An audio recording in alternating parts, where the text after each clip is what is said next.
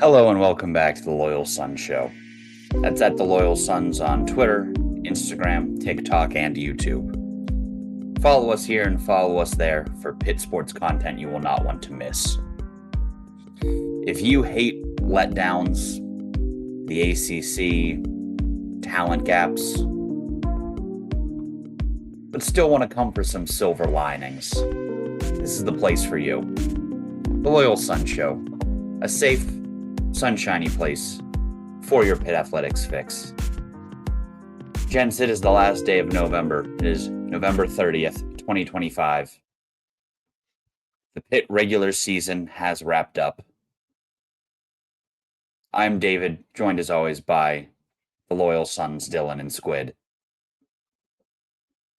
And as you can tell by the intro music, little somber today. Dylan, why don't you let us into the DJing choices that you have made? Yeah, I typically just go with that after a loss. We were riding high this week. Big top 25 matchup. A win kept alive the ACC playoff or ACC championship hopes and maybe playoff hopes. It was going to take some help from the other teams in the conference. If we would have won, we actually would have got that help from Cal after taking down SMU.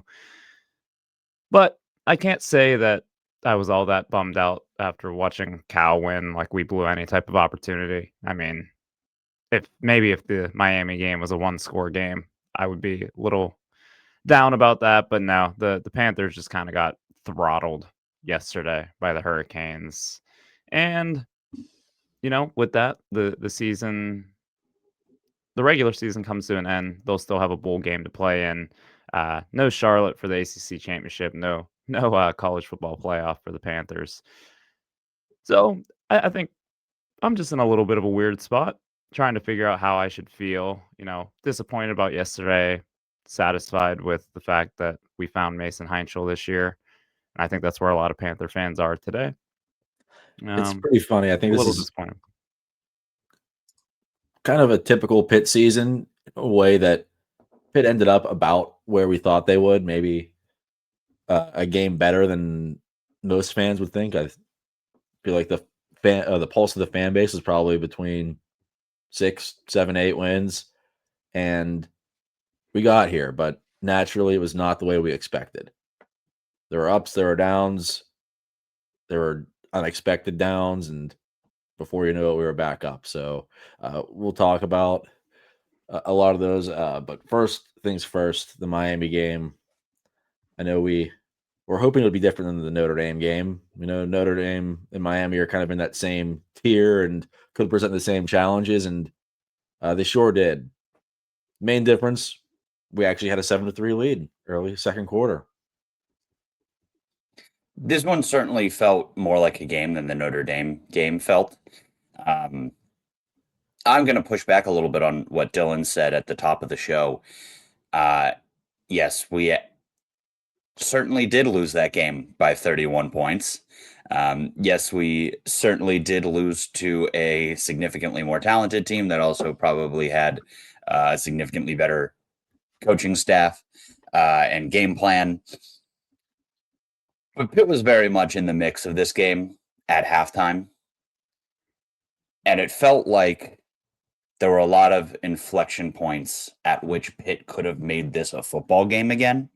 And that's, especially when it comes to upsets, that's kind of how I look at football games. Like, did we lose the game by 31 points? Absolutely. Were there about a dozen points where if they make that stop or they call a different play or they do X instead of Y, it could have been a football game again and probably doesn't spiral out of control and become a 30-point loss?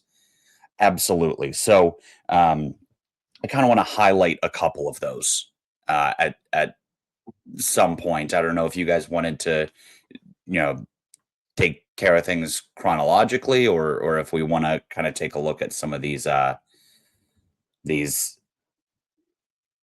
moments that resulted in the 31-point loss. Yeah, I mean, if you want to go for it and kind of go through it that way, and we can kind of fill in the gaps from there. So, yeah, go for it. So Pitt starts the game. They go up 7-3. Stout defense. 13 play, 75-yard drive in the second quarter makes it 7-3. Then immediately Miami responds with its own 7-play, 56-yard drive to make it 10-7. Pitt gets the ball back. Offense still clicking. 50-yard drive. Line up for a 43-yard field goal. And from our angle in 138, it didn't. We really couldn't tell if it was good or not, but based on the reaction from our group message, it sounds like he missed it by a country mile. Is that kind of what you guys gathered? I heard a groan from across the stadium whenever it was kicked, so that threw me off a little bit. Then I saw it miss the net, and Bukowski kind of had a frustrated reaction too. So his first kickback from being sick, I guess, was a complete fail. Yeah, so we begged to get Butkowski back, but it looks like whatever ailment had him down, whatever malady kept him out of the last few games, was still impacting him because he wasn't missing field goals like that at any point during the first 9-10 games of the season. So now Pitt is down 10-7 as opposed to having tied it up 10-10. Miami, again, absolutely marches on us. 9 plays, 75 yards, makes it 17-7 before the half. Not great, but that's not that bad. 10 points. Offense has been moving the ball. Mason looks sharp. All we got to do is come out at the half, stop and a score. And this is a football game again, and all of our hopes, all of our dreams are still in front of us. So what happens? Naturally, 12 plays, 75 yards, 5.5 minutes off the clock. Did you think we were going to get a stop after halftime? Because I think at this point, the Miami offense started to click, and they started doing the Malachi Tony thing, and we couldn't stop it. So that's why we were like, look, it'd be nice if we were down just 7, if we made that field goal. But in the back of our minds, we're like, Tied dude, it. they're getting the ball after the half. This could be it. I had faith in Coach Narduzzi going in at halftime and making the adjustment or adjustments necessary to get one stop coming out of the break. Was the adjustment going and getting like a few more 300-pounders on the D line? Because I feel like they were just getting absolutely mauled up front all game. It felt like every time Miami wanted to run the football, it was like 8 yards a pop. Every time we wanted to run the football, it was 1.5 yards. Looked much more like when Desmond Reed is the main running back. I know we talk about how they can't run between the tackles. It's basically punting on a first or second down play. I thought the various obvious difference in these teams was in those trenches. So that's interesting you mentioned that. And that's absolutely what it felt like. Every first down resulted in like a 2nd and 3. But if you just numbers watch, if you just take a look at the box score, we held them under 4 yards a carry. Now, a lot of that was Carson Beck, 5 carries for negative 17 yards. But like Mark Fletcher, who's a very talented running back, was 10 for 30. Sharmar Brown, another young, talented running back, 8 for 16. It was Gerard Pringle Jr. who did most of the damage on the ground for Miami. He was the one ripping off 8 yards a carry. He went 10 for 82. So it felt like at times they were able to do whatever they wanted to our defensive front. On aggregate, held up okay. I personally think the bigger problem was one of the nation's most exciting offensive super weapons, Malachi Tony, versus whatever high safety we threw on him. That was the matchup that kind of caused us to falter. Maybe we couldn't find a 300-pound lineman, but if we could have pulled like a 5-star cornerback out from the couch cushions at halftime, that might have been helpful. Well, Narduzzi always says you got to make them one-dimensional. You got to stop the run. We've been hearing that for a decade, and it was. I mean, we would occasionally hold them to like a 2-yard run on first or second down, but for the most part, it seemed like they were getting chunks every time. So you got to try extra hard to load up the box and stop the run because their offensive line is so much bigger than us. And whenever you do that, it's a play action swing pass to the most exciting freshman receiver in the country, and it was just a very well called game by Miami's offensive coordinator. We were saying like Carson Beck, he's making all the right decisions, but he's not doing anything overly impressive. He's just dropping back, No. pretty clean pocket, and hitting the open guy like right in the numbers. So good for him. Coaches made it easy for him, and the Miami coaches made it nearly impossible on Pitt's biggest strength, which is our linebackers. Like Biles and Lewis and Lovelace were probably confused at what was going on because a lot of misdirection. I mean, a lot of receivers throwing passes. Their offense was clicking, and I think we talked about it a little bit when we were leaving the stadium. Like, if it was a close game, we'd be frustrated, but the fact that we weren't on our A game and Miami really was, it's like you got to tip your cap. That was a game where we were outclassed and outmatched. Malachi Tony is, I don't know where he ranks in terms of the best players I've seen play against Pitt in that stadium, but like there's sometimes you play against certain guys. Jeremiah Love was kind of this way too, but it's like he goes in motion and like every single set of eyeballs in the stadium is like, okay, where's he going? What's his involvement with this play? And I'm sure that's amplified by 1,000 if you're a defender on the field. So the attention that he gets, I mean, 13 catches for 126, also had 5 carries for 30 yards, also threw a touchdown in addition to his receiving touchdown. That dude was 17 years old a couple months ago when he scored 2 touchdowns in his college debut against Notre Dame. David, you looked over me at one point and said like, that guy's going to be an all-pro one day. Yeah. And Miami used him in a way that's almost impossible. He was in the slot, he was out wide, he was in motion, then going deep, and even our best defender couldn't keep up with him. He was throwing passes, he was running it. It was quite literally impossible to keep track of him. Yeah, and I mean that offense is not bereft of playmakers. Like it has guys. So how good he has to be for a top 15 team that's loaded with talent to still be like, yeah, we want to run the ball, so we're going to put him in at Wildcat, and we want to pass the ball, so we're going to split him out at slot, and we want to throw the ball, so we're going to put him in at quarterback. Yeah, all as a true freshman. I think Tyler As a Boyd true when he was freshman. a freshman at Pitt. Exactly. So yeah, I don't know if we had the stuff to stop that guy. But still, you know, we go down 24-7. I'm trying to remember which Malachi Tony touchdown that was. That was no, that was a Mark Fletcher rush up the middle to make it 24-7. So hey, maybe it wasn't even Malachi Tony that killed us on that drive. But still, 17-point game. Pitt gets the ball back, 5 minutes into the second half. And they're down 17, season on the line, and punt on 4th and 3. And then they go down 24, and they punt a couple drives later on 4th and 3. They stay down 24 points.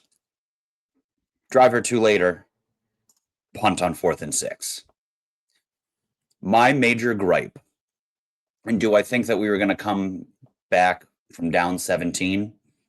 No, probably not, unless Malachi Tony tweaks an ankle or something. 3 different times, Pitt punts it away in a game with the ACC championship on the line, the playoff on the line, the season on the line. punting it away on clear go for it situations in a game in which Miami's not letting up. They called a timeout with 2 minutes left. They need to get their style points. It's giving up in a game where your opponent is doing no such thing. Your opponent is trying to embarrass you so that they can get that favorable side by side with their results against us and the Notre Dame result against us. Just handing the ball back to them pretty consistently at like midfield because Junko couldn't seem to hit one beyond 40 yards yesterday. And they're going for the jugular every time they have the ball.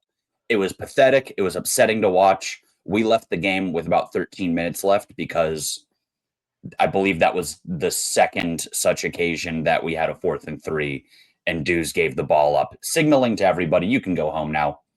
You can go grab a pizza, pull up a spot on the couch, jump in the shower, and get on with your day. Yeah, the first That punt was my problem. The first punt was one that we've seen many times over the years between. I mean, it's happened with Narduzzi, I'm sure, but that's a classic like Mike Tomlin punt where you Yes. think it's almost like we have a better shot of them muffing the punt than us picking it up if we go for it. That's kind of what that one felt like because we haven't really been stopping Miami at that point, and I didn't have faith that we'd like flip the switch and all of a sudden shut down this offense that we just spent 5-10 minutes talking about how dynamic it was. So that sucked, but also the play calling when we were down was not all that aggressive. I know their offensive line or their defensive line was killing our offensive line, and that throws a wrench in your plans when you're getting sacked what seemed like every drive. But it's like we're throwing short passes every play. It's like we need to move the ball. We need chunk plays. And it seemed like so much of it was just dink and dunk. Let's get like a couple here, a couple there. And when you're down 17, I don't know. That was frustrating to me that the offense, they moved the ball a little bit, but they never were getting the big plays that they needed when they were down. And then Miami would get the ball back and they'd be throwing passes. They'd be picking up big plays left and right. Yeah, David, I think the second half very quickly, like, it's like, let's get out of here. Yeah, I think the first punt, I mean, 4th and 4 at your own 23, 7.5 minutes left in the third quarter. I can see like trying to flip the field, trying to play a little bit of field position. If not, you're basically giving Miami the ball in the red zone. I understood that one. The one at 11.5 minutes when we decided to leave the game, I felt like that was just waving the white flag, saying like, let's get out of here 100%. and make this not look too embarrassing on national TV. Like because you can't honestly say you're playing to win the game at that point. You're down 31-7, punting the ball back to the other team with 11 minutes left. Mason Heinzel actually, like when they started to send the punt unit out, he turned around and pointed at the scoreboard to Kate Bell and Narduzzi. Like I noticed that. He was like, God, I love him. it was like, I'm assuming he said something like, there's 11 minutes left in the game. And then he jogged off the field and took off his helmet and looked like, he had some words for Cade Bell as a competitor. I'd like to know exactly. We will probably never know exactly what that conversation was, but he was pretty, it was pretty apparent that he was not too pleased with being pulled off the field there. But yeah, that was waving the white flag. And quite frankly, I don't think Pitt had much of a chance to come back in that one anyway. It is what it is. That's where the game effectively was over, and we made our treks back to our homes for the night. This I'd was like to hit rewind real quick before I move on to. I don't know if there's anything else after that moment. Like we said, Narduzzi punted, we left. Miami scored again, but who cares? Like we surrendered. The turning point in my mind was the drive that David mentioned. Whenever you need a stop, can you get a stop? Get the ball back. And we kind of did twice. But after the play, penalties move the chains for Miami. Twice in one drive. Yeah, Squid, I'm really glad you mentioned that because we sort of glossed over that one to highlight some of the decision-making aspects of it. I mean, in that drive alone, you guys talked about it. Did I really think we were going to stop Miami? Had their offense clicking, couldn't stop Tony. Maybe deep down, no. but we did stop them twice on that Yeah. drive. Could have gotten the ball back to make it a one-score game again twice. Could have held them to a field goal or worse twice. And then, God, this team just has zero discipline. Yeah. Zero. Yeah. Yeah, the first play, you get them to a 3rd and 11. It would have been a 3rd and 11 coming up on the next play, but Tamon Lynham slaps the Miami defender in the face. The guy flops for sure, but the second guy always gets caught. That's what it was. They were hand fighting, and then Lynham hits him right in his face mask. You're going to get called for that if the ref sees it. So that was the first one. And then the second one later on, closer to the goal line, 3rd and 11, and Shadarian Harrison makes a good play on the ball, breaks up the pass near the end zone, would have been a first down. And instead of celebrating with his teammates, he decides to stand over top of the Miami wide receiver, makes a little bit of contact with him. I think standing over an offensive player is like one of the things that's called out in the rule book as taunting. So they got flagged for 15 yards there and essentially gave Miami 1st and goal, which turned into a touchdown. Just 2 absolutely boneheaded plays that you cannot make in that situation. And I felt like, yeah, that effectively stripped us of any chance of winning that football game. And we've been arguing about this off air since these plays happened. I think I disagree with you guys on whether I strongly feel that either of those should have been penalties, but they are absolutely like still, why would you even put yourself in that situations? I guess you can make the case that any contact with another player's helmet with your hand after a play is 15 yards. So referring to Tamon Lynham hitting that receiver in the face, he took a swipe at him. If I were a referee in any sport, and especially football, and saw a player throw their head back and then go limp, even if I didn't see the events leading up to it, I would just assume, oh, that guy is trying to get me to pull a flag out of my belt, and nothing that bad happened. So don't take a swing, don't retaliate, but also like the fact that the referee was so happy to oblige the Miami receiver who flopped like a soccer player, that frustrates me a little bit.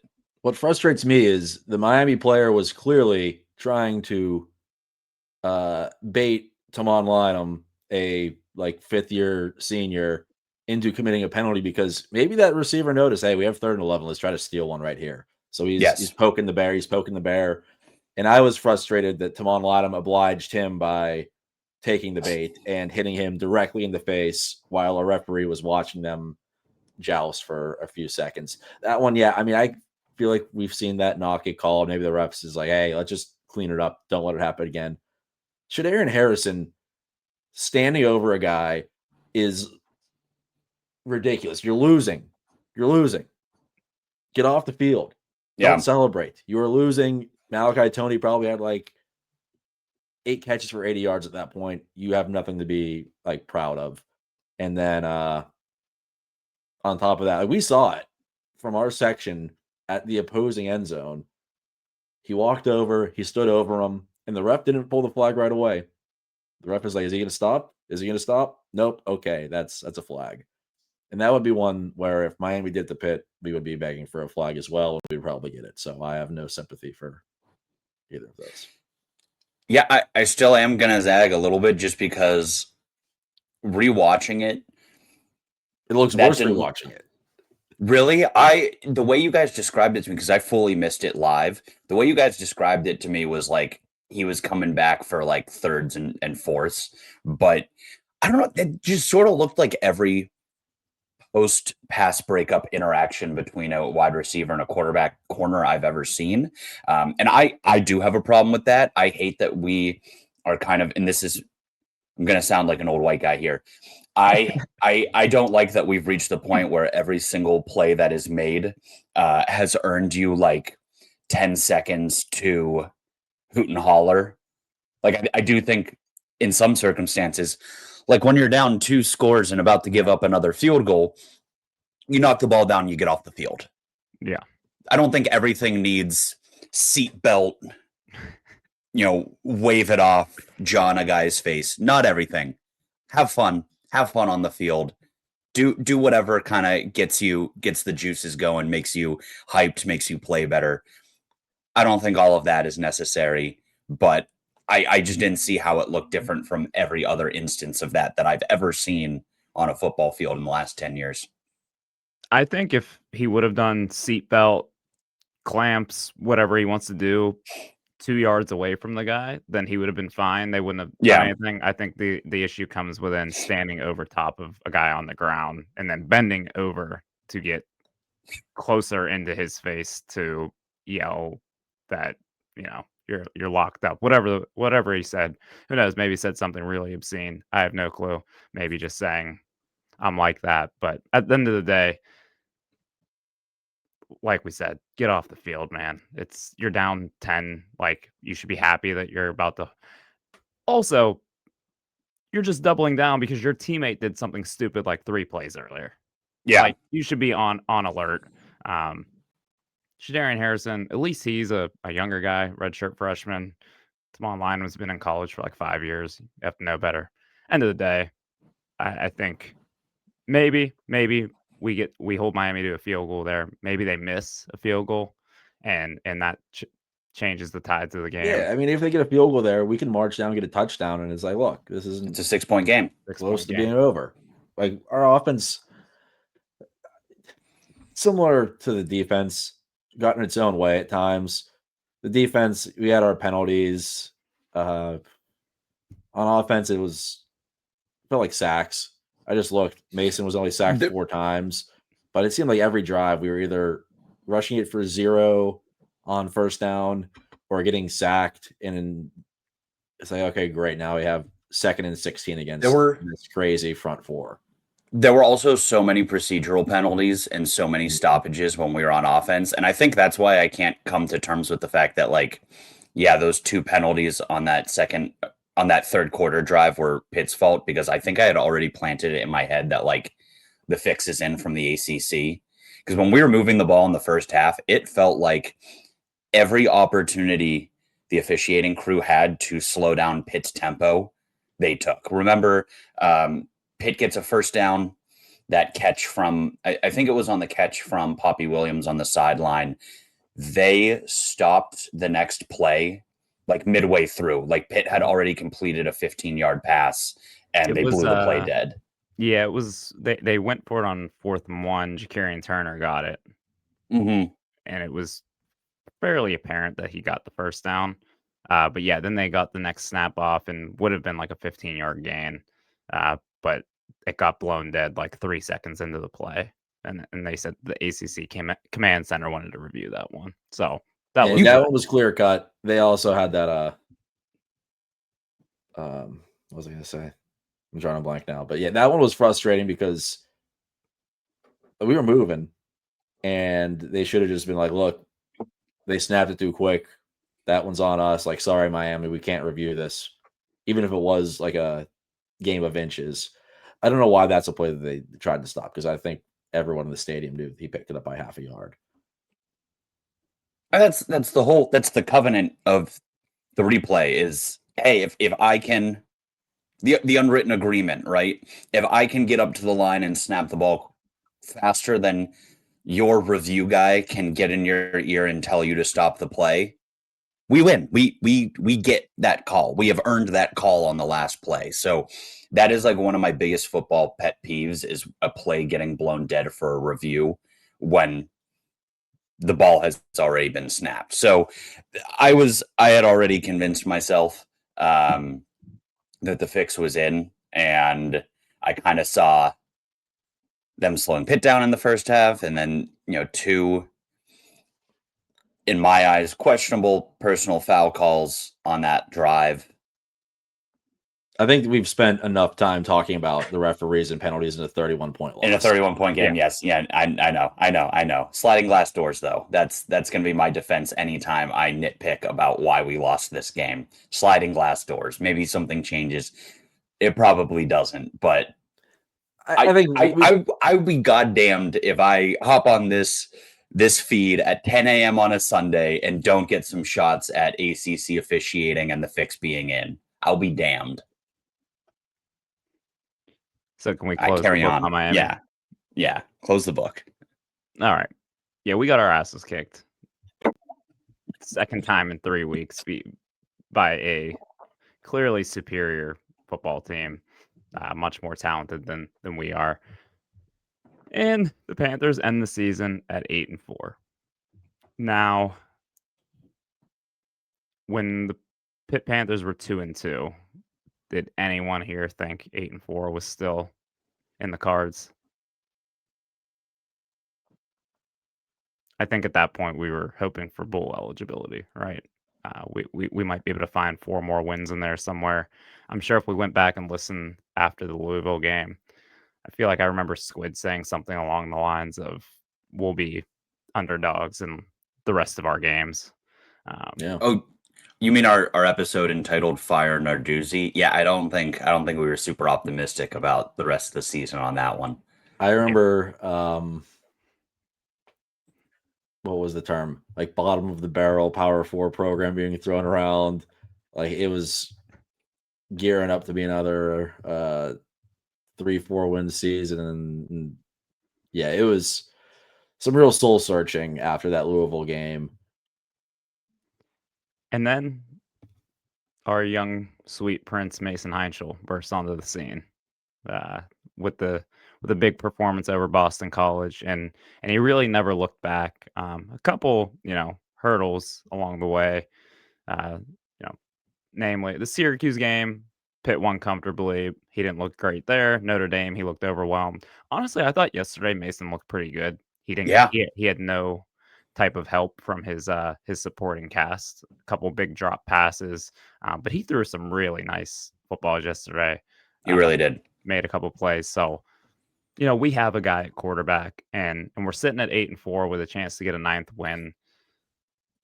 I feel like the playoff era has kind of hurt how like seasons like this can be looked at, because now everyone's like, well, you're not playing for a championship, so now you're playing in a meaningless bowl game. I mean, haven't most of these bowl games always been meaningless? Yes, but at least all the players would play. Usually, I mean, I remember after the Sun Bowl, we thought we were going to go 10 wins the next decade because of, we have all these guys coming back and the trajectory and blah, blah, Look at blah. how good, Kamara, Bengali Kamara looked. I almost forgot his always name. Been would be like nice. a false hope thing, because you can point to that season and be like, wow, we bring back that entire defense, and then we just sucked. But now it's like, okay, like we win a bowl game, you can say, well, this team cared. This team had 32 opt-outs for the NFL / transfer portal because they had playoff aspirations, and now they're in the Pinstripe Bowl. So I think Pitt's in an okay spot because, I mean, we might have a couple opt-outs, a couple transfers, but for the most part, like this is our team, and they'll be motivated to win. I'm sure they'd love to have another win tallied in the win column. Depends who we play, I guess. And I don't care who we play. I want that 9th win, because walking away from this season with 9 wins would be really cool. And I'd be so happy with that. We have a lot to look forward to. Yeah, Squid, you're exactly correct. I think every bowl game in this era of college football is so context dependent on if it matters or not. Like you can go back when Georgia beat Florida State by like 60 because FSU went 13-0, lost to their quarterback, were kept out of the playoff. And then everybody on the team said, well, I don't want to do this. I'm going to go ahead and go to the NFL or go to the portal. Good luck against Kirby Smart. You can throw that result out. And then you look at individual bowl games where it's like, well, this team is kind of playing for something. This is the roster they're returning next year. They had momentum. This was a above expectation season for them. And they're actually going to try to win this game. And both of these teams are actually going to try to win this game. I think our bowl game is more likely to be the latter. we have so many good young freshmen.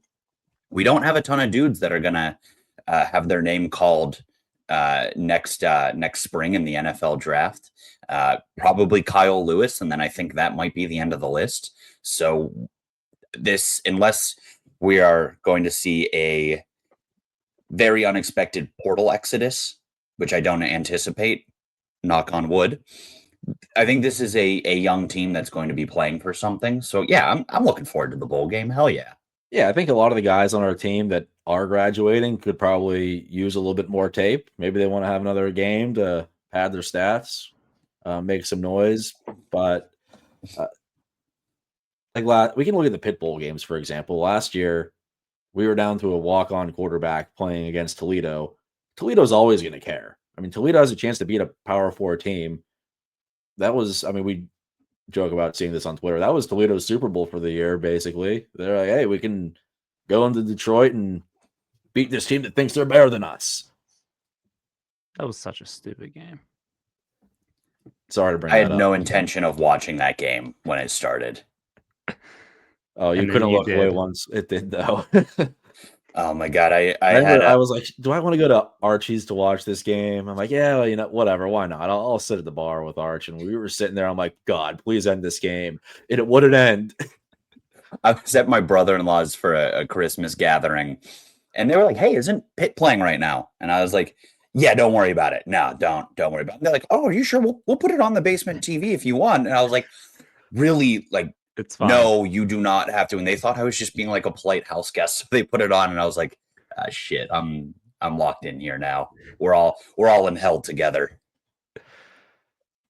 So we've had some bad luck with quarterbacks in our bowl games. We look back at a bowl game that was really cool, and Kenny Pickett justifiably opted out for the NFL combine.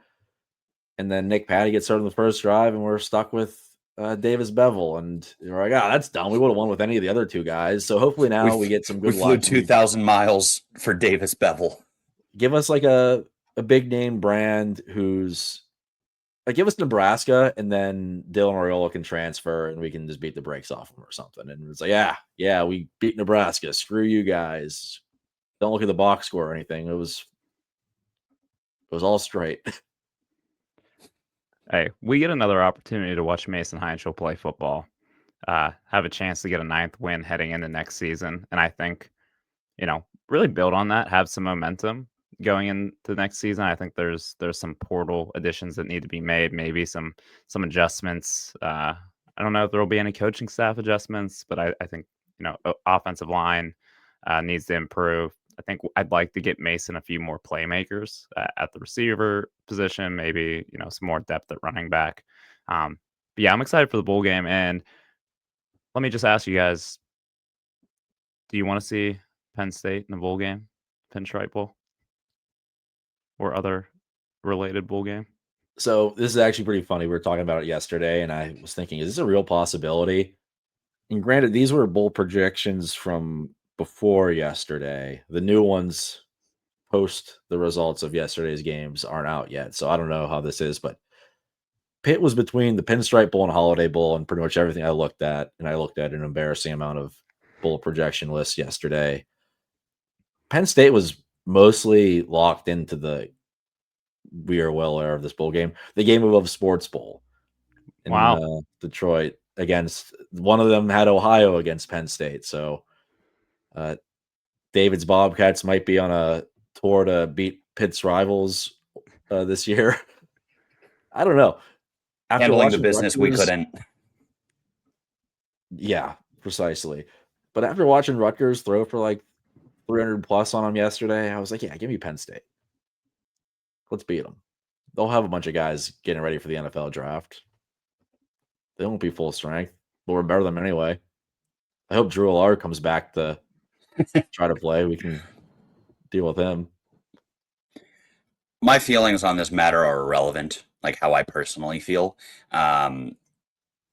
If we get Penn State in a bowl game, I will be parroting the talking point that Penn State fans use for why they won't schedule us. Like, I'm just going to keep telling people, oh, beating Penn State does no tangible good for for Pitt. Playing them does nothing for us. If we win, congrats, we beat an inferior football team. If we lose, then oh wow, we just lost to an inferior football team. Like, it does nothing for us to play Penn State. Am I doing this right? It It would ruins our add, whole season if we lose to this inferior football team, but if we win, good for us, you know? So why even bother? Yeah, we should just play Akron instead. Unrivaled. fair enough. My take is that would be some much needed juice for bowl season. I mean, talk about a consolation prize for both teams. Actually get to play your in-state rival. I'll say it. But that's enough of that. I'm sure we'll see hundreds of bowl projections over the next week or so, and we'll be nauseated by those by the time it actually comes out. But conference championship week needs to happen first for those to be finalized. So let's just spend a couple minutes here talking about how ridiculous it is that the results of yesterday's games, the Pitt loss, the SMU loss, have now resulted in 7-5 Duke being a representative in Charlotte. Probably what, the seventh best team in the ACC at this point. They're part of a 5-way tie in second place at 6-2. Man, did the ACC mess this up? A couple of weeks ago, people would throw out the idea that the ACC could be a zero bid league. And I was like, okay, shut up. I know we like to pick on the ACC, but shut up. Now, if the way some of the cards have fell and if Duke wins, I do not know what they will do. They aren't going to put in Duke. Yeah. Like let me answer that question for you. I don't want you to be in suspense for the next week, John. If Duke wins, the ACC will not be sending its champion to the college football playoff. I promise. With Miami. That's one. Is Miami even an at-large bid? So there's something really interesting happening with Miami in regards to the playoff. That initial ranking came out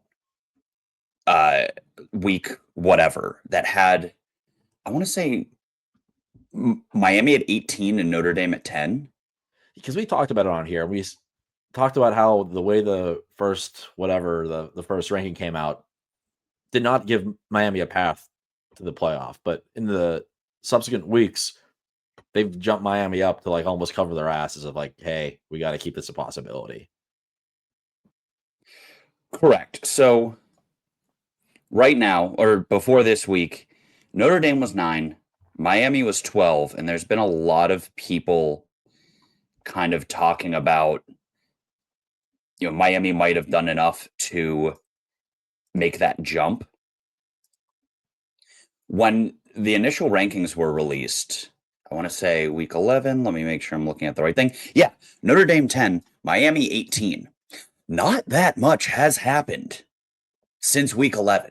Like, Miami's just kind of continued to dominate inferior opponents. Notre Dame has also just kind of continued to dominate inferior opponents. Yet that gap has closed from 8 spots to 3. It kind of feels like the committee put out those initial rankings and everybody lost their mind about that disparity between two teams with the same record, one that beat the other. It kind of feels like the playoff committee got bullied into positioning Miami to make this jump, because I wouldn't be shocked if Miami jumps them in the next rankings, despite having not really done anything in those 3-4 weeks to deserve it. I think the committee is just realizing that they made a horrendous mistake and are getting bullied on all sides about it. And it's good to know for future purposes that you can bully the committee into stuff. Yeah, I think they realized it was a gross oversight, and they've tried to slowly correct that. And maybe Yes. a win on the road, a dominating win over the 22nd ranked Pitt Panthers can catapult you. And that Pitt team's really good, but they dominate. I don't know. Is that going to be a talking point? Imagine the talking point on Tuesday when they're deciding where they want to slot Miami and Notre Dame, and the discussion is just who kicked Pitt's ass worse. Are we turning off the TV? Yeah. Marcus So, yeah. Freeman would have a conniption because Narduzzi called a timeout to score on Notre Dame to close the gap. And on the flip side, Miami was still throwing the ball up 24 late in the game to get some more style points. So I don't know if the committee watched the end of both of those games. Probably not, but they'll see the final scores and be like, hey, let's do some math here. Do you think Narduzzi was in on the fix? Do you think he had some conversations in some shady back alleys with some people in Charlotte that were like, yeah, you're gonna make that Notre Dame game look closer than it was, and you're gonna let Miami. It would explain some of the decision making in the second half of both of those games. You know what? Yes. I think the ACC got to Narduzzi and he's like, you know what? For the good of the conference, I will let Miami beat us by 31. And in return, you will give us the easiest possible draw for scheduling for the rest of time.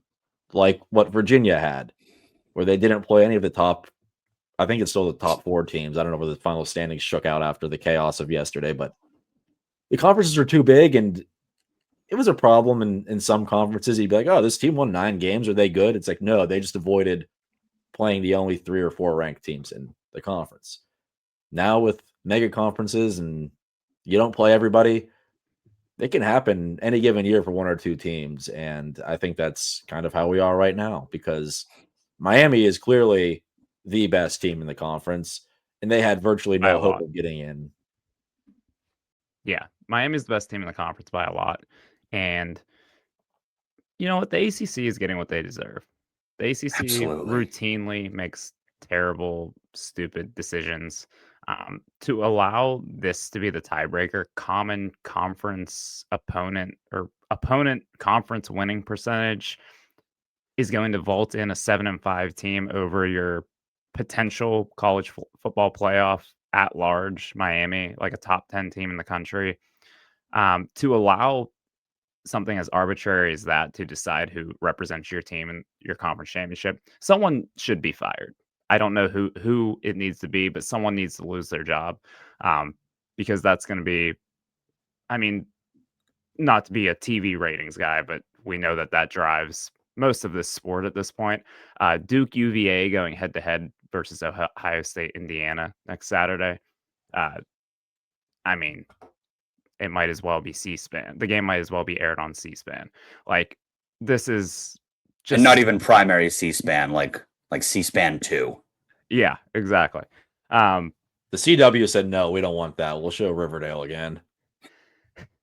I mean, the ACC has to be pulling for UVA to just take care of business against Duke, and I would think they can get in as the automatic ACC or conference champion qualifier.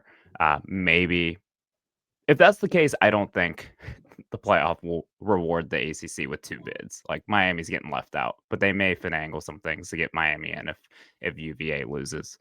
And honestly, wouldn't be the best case scenario for the ACC? If Yeah. Duke wins and the playoff committee says, yeah, no, we'll give you Miami, but and then the very clearly the should. best football team in the ACC gets to be in the playoff and Duke doesn't. I think that's a possibility, but I also think there's a possibility where they can't justify moving Miami up enough, and the ACC just gets left out entirely, which is just flat out embarrassing for a Power 4 conference. So yeah, the ACC fumbled this horribly. Not really much more to say there, but man, it's infuriating how this played out. I was all for the ACC expanding when the other conferences did because at some point you have to do something. You can't just stand there and get the shit kicked out of you by the Big 10, Big 12, and SEC. Why we added 2 historically terrible West Coast teams and SMU, I will never understand. I always liked the SMU edition because I thought that they had a lot of potential to be a very good football team. I've been very vocal about the fact that we should have added Tulane to the ACC yesterday.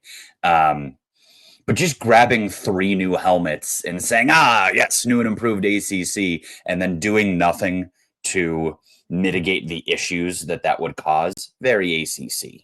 Very stupid conference. The official position of the Loyal Sons is we are not those losers who root for our conference and wear our conference as a badge of pride, and as like something that our football team should be proud of. We're never going to chant ACC at a game unless it's ironically. We are never going to root for the ACC, like pick random ACC team because they're an ACC team. But at some point, this disgusting garbage mess of a conference is a horrible reflection on the team that we do care about. And I'd like it to not be at some point. Let me just leave you with this. Among the top 6 teams in the ACC, 5 had a win against another from the group, except for Duke, which went 0-2 against that group, but will play for the ACC championship. SMU beat Miami. Miami beat Pitt. Pitt beat Georgia Tech. Georgia Tech beat Duke. Duke beat no one. So someone messed up. And neither did Virginia. Yeah, neither did Virginia. So is the answer divisions? Are we going back to divisions? Because the whole point of getting rid of divisions was to avoid 7-7 Pitt going back to the ACC championship. So we got rid of divisions for the purpose of we can't shoehorn a terrible team into the conference championship. And now we got rid of divisions, added teams, and shoehorned a terrible team into the conference championship. I'm never going to turn down Coastal Chaos. Bring it back. They need to recontain it. Shocked 2 Coastal teams are representing the conference in the championship game this weekend. Mm-hmm. All right. Well, this was fun. Not really. Wasn't all that fun. But this season was kind of fun in a way.